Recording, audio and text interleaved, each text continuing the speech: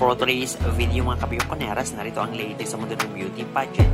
Mga veteranang kandidata agad nag-stand out at pasok pa sa top 5 Best in Evening Gown Performance Preliminary Competition. Pasok sina Atisa Manalo, Winwin Marquez, Liana Aduana, Katrina Liegado at Chelsea Fernandez.